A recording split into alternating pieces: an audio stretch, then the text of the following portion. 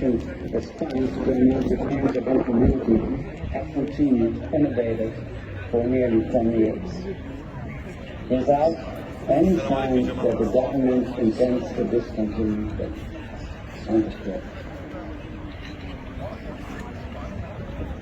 And indeed, there truly does not seem to be an end in sight to Syria's current practices. The Commission's inquiry has issued 2 reports subsequent to the applicant's request for the invocation of provisional measures. In its most recent report of 14 August 2023, the Commission maintained that Syria has, and I quote, continues to commit acts of torture and ill treatment, including practices forcing death in detention, arbitrary detention, including due to consistent violations of the rights to fair trial and incommunicado detention and enforced disappearances. End of quote. Madam President, Canada and the Netherlands did not come to the decision to invoke Syria's responsibility for breaches of the Convention Against Torture lightly. Yet, when confronted with Syria's gross and systematic failure to fulfill its obligations regarding the prohibition against torture and other ill treatment, as well as the recognized link to impunity for such acts and their recurring commission, we were compelled to act. We did so as states parties to the Convention Against Torture, which all share a common interest to make more effective the struggle against torture and other cruel, inhuman, or degrading treatment or punishment throughout the world, the very object and purpose of the Convention.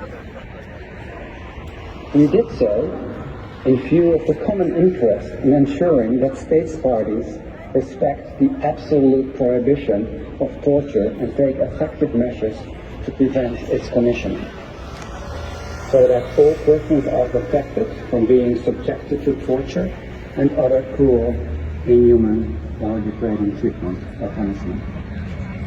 We did so in keeping with the common interest of states parties to ensure that when torture does occur, perpetrators are held to account and victims can obtain redress and rehabilitation.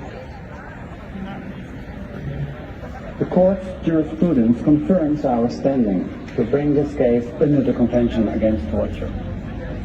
In its own words, when considering obligations under the Convention Against Torture in Belgium versus Senegal, this Court stated, and I quote, all state parties have a legal interest in the protection of the rights involved.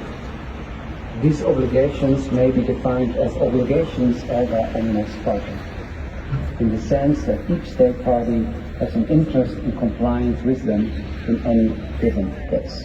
End of quote.